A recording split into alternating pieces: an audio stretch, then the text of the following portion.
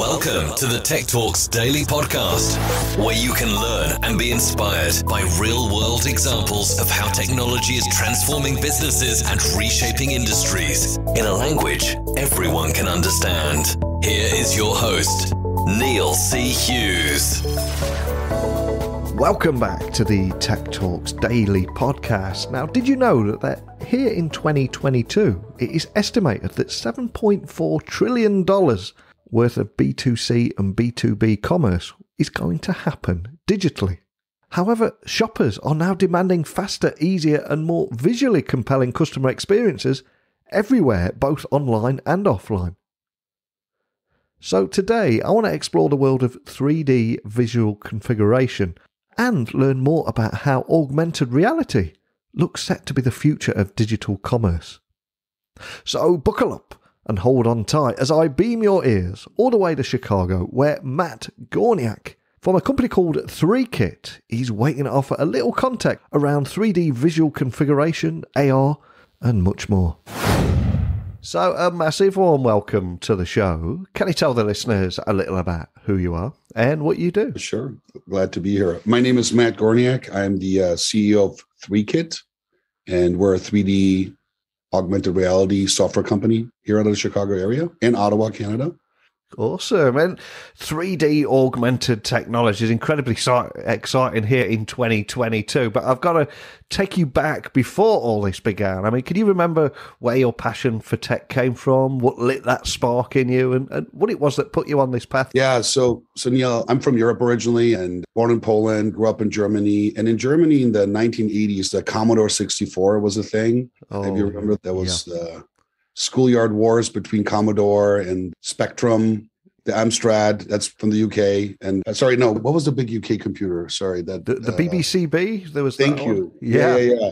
So that was the hot thing. Anyway, so somehow I just got really interested, fascinated by it, and some of my friends as well. And so got really into that. And then when I moved to the US, I've became friends with some folks at bulletin boards, if that rings a bell, where you had phone lines you had to pay, and that was early email. And then a friend of mine also was the youngest intern at Motorola. So again, this is the States now. I came here when I was 17, and we got exposed really early to this thing called Mosaic, which is one of the first web browsers I've seen. And I'd love to tell you a grandiose story, how it inspired me, and I saw the future. I was like, I don't get this. Anyway, that was really early, but somehow tech felt magical. Something's going to happen there. And then I think for me, it became something more than just a passion to tinker was when I graduated from college here in the States. And then I was trying to figure out how do I get into tech now? Or what other avenues are there? And so I joined traditional kind of company, and I'm like, ooh, that feels kind of slow, great company, but I got to go faster. There's something happening here. And then finance was another avenue I thought about maybe, but it felt very old school as well. So I'm like, wow, how cool is this? Why not focus on tech? A, I'm passionate about it. It feels really interesting. And B, no one wrote the book on it, right? There's no hierarchy. There's really nothing in your way. Yeah. So that's kind of how I got into it. Oh, man. It really felt like a golden age in computing. And for our younger listeners, it's probably almost impossible to imagine a time when there were no mobile phones, there was no internet, and these computers seemed to come from nowhere. The Commodore 64, the Spectrums, etc., and it just seemed to ignite something in everyone at that time, didn't it? For sure. And I remember when I saw that, it was one of those jaw-dropping. At the store, this is back in the day where those computers were like a month's salary, you know what I mean, for your parents. And God bless my dad. He's a tool and die maker, working factory floor. And so I obviously I have a marketing and sales bent. So my first sale was really selling my dad and buying the Commodore 64. But it's like that classic scene, right? It's snowflakes in Germany, and I'm looking through the window and I see this Commodore hooked up to the screen with obviously games. I'm like, must have. Those were amazing experiences. I agree. Yeah, absolutely. And fast forward to 2022 now, it's estimated that $7.4 trillion worth of B2C and B2B commerce will all happen digitally. And however, shoppers are demanding a faster, easier, and more visually compelling customer experience. And we may have wanted to believe that this would happen in the future when we had those Commodore 64s, but it really is happening now. And the question I've got to ask you is, why is 3D visual configuration and things like augmented reality the future of digital commerce? If you could give listeners a little context around 3D visual configuration and AR, that'd be amazing. Yeah, happy to. And Neil, I think the best way for me to kind of get at this is to really just kind of label the buzzwords as the means to the end. So I'll just put that in, I'll label those right now, just kind of set them aside, because I think it's easy to get confused in tech and anywhere really with that. Yeah. Listeners, if you take a step back, we want to buy products. I mean, I just want to kind of bring it back to like, I will not go down the Uber cliche for the 1 millionth time. I'm not, but it's like, there's a need. The need is, I need a product. And the need always has been, for most products, I'd like to see what they are. I want to experience them. I mean, stores were born thousands of years ago for that reason. Hey, I want to feel it, touch it, experience it before I buy, right? Because I'm the buyer. And again, I'm going to be specific. I'm the consumer, and the buyer, which we somewhat treat differently. Like magically, it's that different. Buyer meaning for a company. So example, I'm buying a piece of furniture from my house. And then the buyer would be, I'm buying lots of furniture from my store to then resell, or whatever different industries may be. At the end of the day, when we talk about B2B, B2C, e-commerce, all that it really is, and there's a lot behind that, by the way. I'm not trying to minimize any of that. It's just that, hey, I want an easy way for me to purchase a product.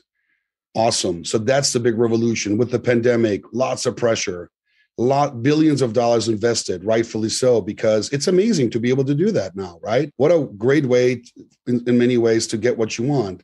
But to put kind of the 3D AR back, Neil, as a label kind of into the conversation, amongst the billions of dollars spent, this is not the next frontier. It's already happening. Yeah. Is basically, what am I buying? What is this product, this magical product? And that's kind of where 3D AR comes in. So essentially, you've experienced this, I think many listeners have experienced that. And this is, so again, without using labels, and I'll just go back to furniture because it's a complicated consumer item, right? But it really applies to lots of things. Man, I wish, it literally just happened to me last week. I would have bought this couch if I just knew the exact color and how it fits. I'm not saying that because that's what the system we provide. It literally is an experience. So now it's like, well, why can't I? And that's where 3D AR comes in. It's really about, this is your digital version of the couch you'll get. These are the colors. Yes, you're experiencing it. And instead of a store, you're experiencing them digitally, and you can place them in your environment. So it's once you take the buzzwords out, it's a very experience that's very natural to us. We just didn't have the tools to provide that. And now it's a must-have now. So having a digital version of a product essentially eliminates the need for prototyping and coding, etc. But just to kind of set the scene here, how does your platform enable that process, and what are the big benefits to brands? Yeah, no, so the way you got to think about that is basically brands, manufacturers. So we have customers that make high-end luxury goods, Neil, right? Yeah. And in there, and by the way, as a side note, this isn't just about digital versus store. This is about digital in-store as well. It's just about digital. I'll give you an example. High-end luxury brands. Let's say you have a purse, high-end purse you'd like to purchase, and you want to personalize it. Well, you're not going to do that in the store, personalize and then decide you don't like that, right? So digital enhances that experience. I don't want to go that much deeper. But make sure listeners know that this is not a war between. This is this is how people and how consumers want it, and it applies everywhere. But back to prototyping, this is another thing. It's really, I think it took me a little bit to get my mind around once we cracked the code here, that products that manufacturers make, like a forklift, again, a purse, a couch, and I said forklift on purpose. We have customers in medtech, in manufacturing. Those are very well-defined products, right? This is not a picture shoot of people, humans, and situations. These are products that you make, but they're complicated.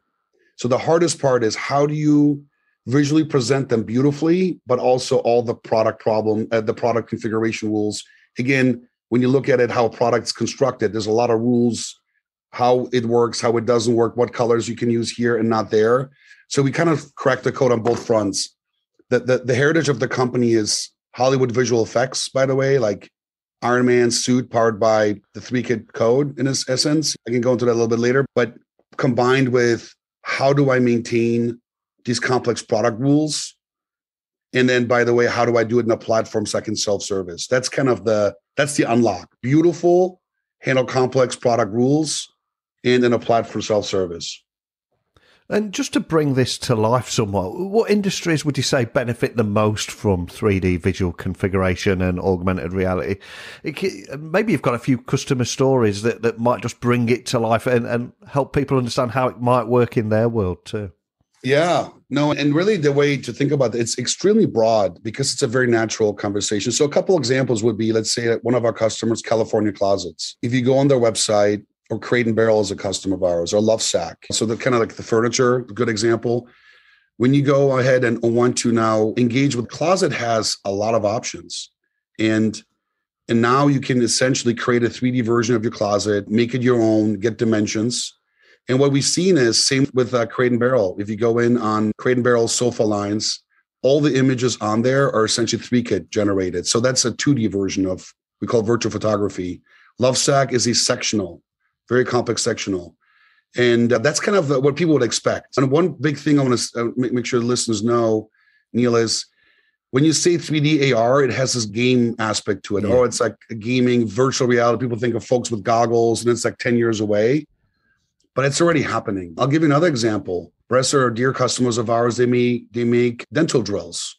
These are purchased by dentist offices. These are not consumer goods. But you know what's really important to a dentist office?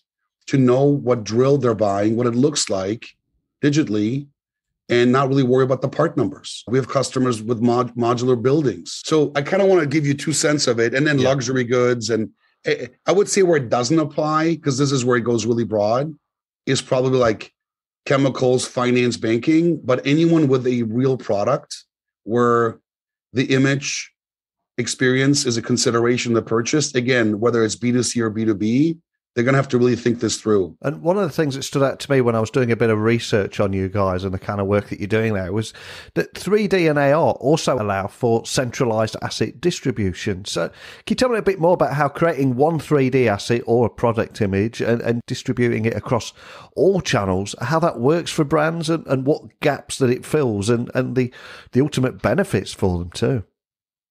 Yeah, and again, that's a really good question. I think here it's basically you have to put yourself a bit in the shoes of the brand or manufacturer. And if anyone, listeners, does that already, they'll they'll resonate with them. But if someone hasn't or they want to start their own business or e-store or whatever, you're going to run into this, which is the following. It's just like a regular retail store, or it's like real physical goods, the digital version of it. You have a digital version of your product. Could be a t-shirt, could be a suit. We have suit customers, Neil, right? Jewelry, whatever. All of a sudden, you want to sell them through channels. You want to sell them through retailers, through wholesalers, distributors, and in the B2B side, dealers. And all of a sudden, a request comes in, well, what's it look like? What is this product? And so what's much easier to do digitally, shipping a product is just a mouse click. Obviously, but just it's like a digital shelf kind of situation. There's shelves everywhere you've created, and they're empty, and you got to fill them. So the ability to create a digital twin of your product, and then with a mouse click, have it appear everywhere instantaneously. And this is also very important. If you want to if you make a change to the product, color and option, it's also instantly live across all channels. That is a really big deal from a operational perspective. If you are a brand or manufacturer. Not much talked about, but it's a really big deal to solve. And I think if we look back to life in 2021, a lot of people will say it was the year of the conscious consumer, and a lot of people taking the environment more seriously, along with words like sustainability. But of course, we have just come through the holiday season, and a time where product returns create £5 billion of product and packaging waste, resulting in 15 million tonnes of CO2 emissions each year. But a lot of people say that much of that waste stems from purchases that were made online. So how do better product visuals play a role in maybe reducing returns and helping our environment ultimately? I think that's 100% Correct, Neil. Because I mean, in essence, if you are able to experience the product, and again, I talk about experiences because you're here to buy something, right? Like you mentioned for the holidays, you're purchasing. And if you're able to experience it 100% accurate, how it will be shipped, you're essentially buying the product you would like to keep. And that's an experience is the ability for you to see it with all the configurations, all the options, zooming in way deep, right? Like to see the pattern super up close, the ability to place in your environment. It's happening today, right? Again, I keep going back to furniture. It's just a good example. Hey, this fits into my space. I have 6 feet here. Ooh, this fabric actually does align well with the rest of my room. With VR, you can literally walk a whole digital room. So when that couch shows up, you're not going to return it. And or highly unlikely you will return it. How about that? But today, most brands right now, that's why there's a big push and big demand for this technology. They're using product photography. And you have experienced this where it's a photo shoot. And literally what happens is, let's say this couch or product has 100,000 options. By the way, they add up very quickly, but they only represent, let's say, 10% of those options with the picture. The rest are just stock photography. So really you're picking something that really isn't accurate. The odds are way up. The return happens and everybody loses. Most importantly, the planet and everything else. It's just a pure waste because you would have not done this transaction had you known, right? That's the problem. And it's also big. I mean, the planet loses. I would say society loses. Resources misaligned to do other things.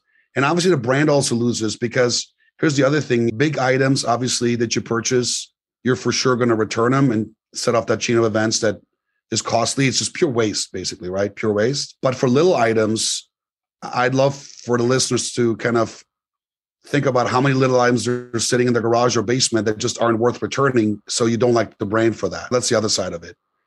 Like something for £5, you stare at it. I hate it.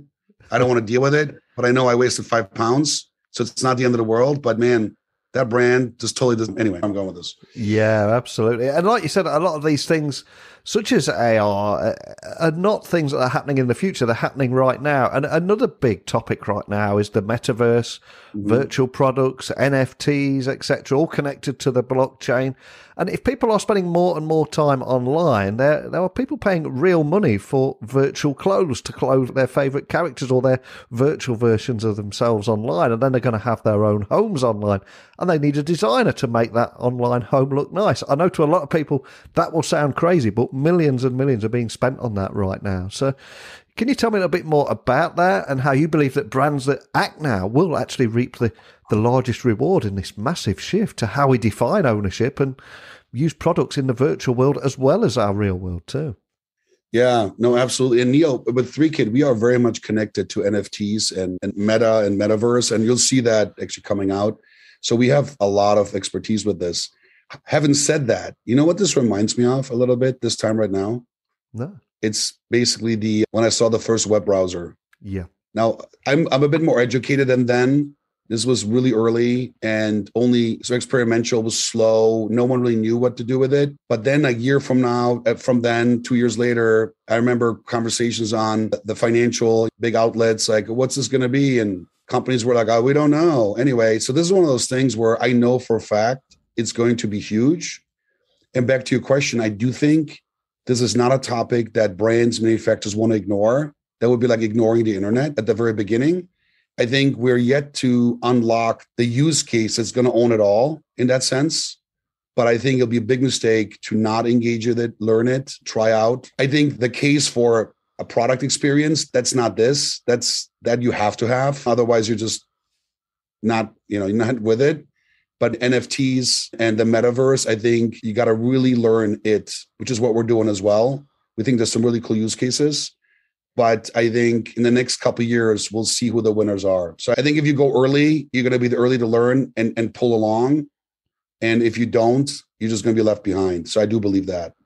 Yeah, I completely agree with you there, especially around the first browser experience and the first time you connected online. And I would say there was another key moment like that as well, and that would be when I think mobile app stores first landed, when it was about 2008, I think it was. And to begin with, there were hundreds of apps that were pretty useless, and there were gimmicky, such as turn your phone into a chainsaw, play a flute, or drink a beer, and obviously they didn't fix any problems. All that good stuff came a few years later, and then fast forward 3 to 5 years later, and everyone had an app. And there was another argument that they had an app for the sake of having an app. But it's the same kind of principle, isn't it? 100%. And just to let's go have some fun in the future, Neil. Like, yeah. I mean, let me just say a couple of things. Like, the reason I'm being a little bit like dancing around, because right now we're essentially, the winners are being made right now through figuring out the 100% use case. But I'll give you an example. Right now, e-commerce, on that topic, right? You mentioned B2B, B2C, trillions of dollars, right? Which is absolutely what's happening. This is the way I'd coin it. We go to e-commerce, right? You and I, let's just play consumers, not the buyers, right? Yeah. That's similar to us, same to us, but different conversation. Right now, you'd like to purchase a product. You go to the vendor, you go to marketplace. In the future, in the metaverse or augmented reality or all these, or social, the commerce will come to you. Yeah. You're essentially engaging with something. You're playing a video game. Let me just go there. And all of a sudden, why model that product, by the way? Like, you have a modeler creating let's say, a piece of furniture for a game. Why not have the vendor provide you the model, right? It's the specific couch. And all of a sudden, midstream, you're engaged heavily in this game. Would you like to buy this couch? You're like, you know what? Why don't I? Yeah. Pause the game, place in my environment. That's one. Social, you're on the golf course. Your buddy, your friends are sending you a driver. So TaylorMade's a custom of ours, right? The Sim2 driver. Here we go. And you're like, oh, wow, this is pretty cool. I mean, I'm just saying it's going to happen naturally.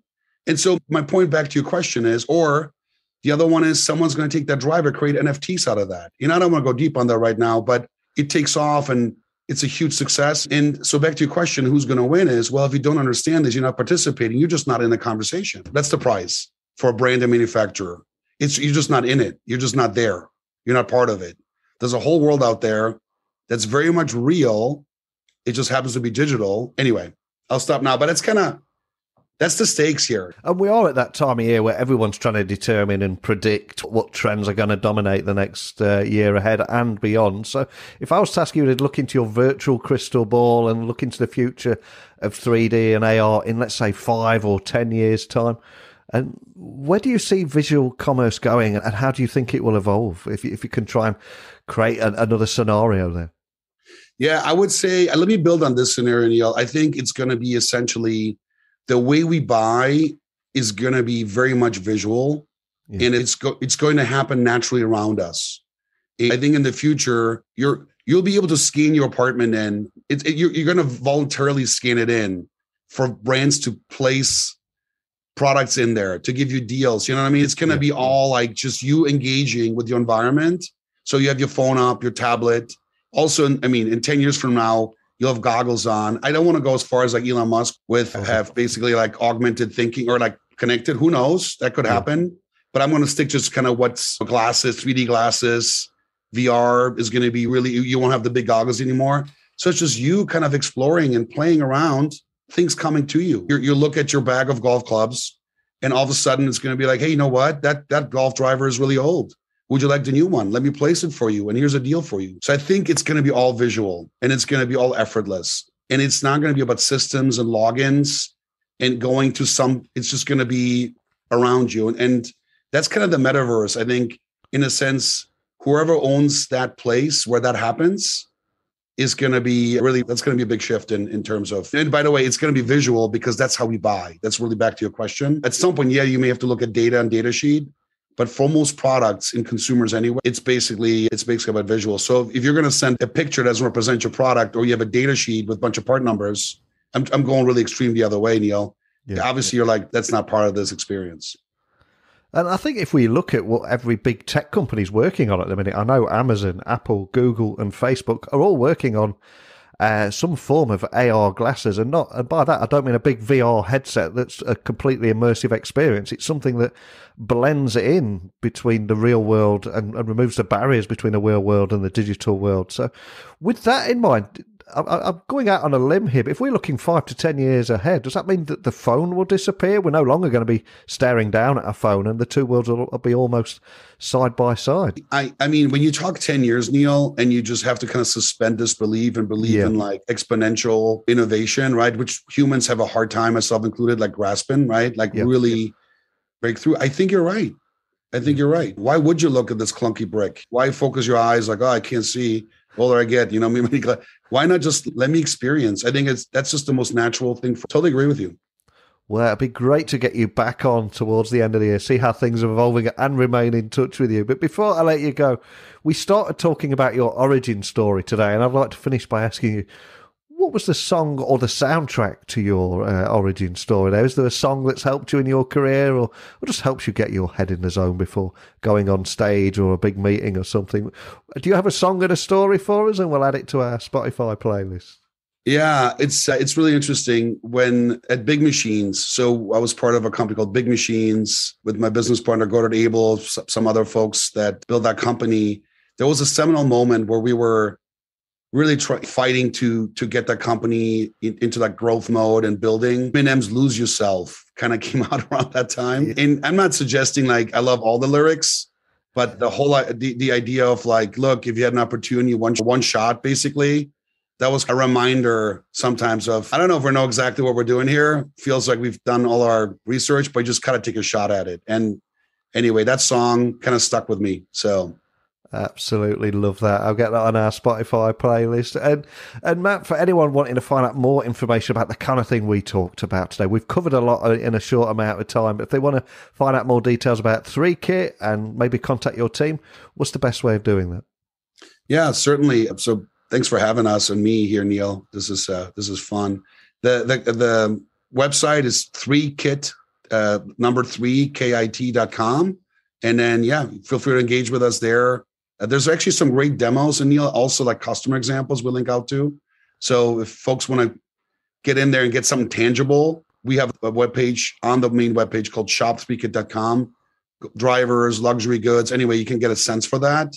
And obviously on LinkedIn, we're there as well. Contact us or contact me, Matt Gorniak. Awesome. I'll get those links added to the show notes so people can find you nice and easily. There's so much I've loved chatting with you about today, from the very beginning where we both had those Commodore 64. And just to put that into perspective for everyone listening, and that time before mobiles and internet, etc., the Commodore 64 had 64 kilobytes of RAM. And to go from that to the internet, to the mobile, digital everywhere, and augmented reality, 3D visual configuration, one hell of a journey. And thank you so much for sharing that with me today. Yeah, my pleasure, Neil. Thanks for having me. I just love how we dared to take a glimpse into the future today. But I'm curious, how do you see the future of commerce? And what role do you see in emerging technologies such as augmented reality playing? Let's have a bit of fun. Send in your predictions, hopes, thoughts, fears, insights, whatever they may be. Send them in to me, techblogwriter@outlook.com. Remember, you can message me on social, LinkedIn, Twitter, Instagram at Neil C. Hughes. And my website is techblogwriter.co.uk. So keep those messages coming in as always. We'll do it all again tomorrow. But thank you for listening. And until next time, don't be a stranger. Thank you for listening to the Tech Talks Daily Podcast with Neil C. Hughes. Remember, technology works best when it brings people together.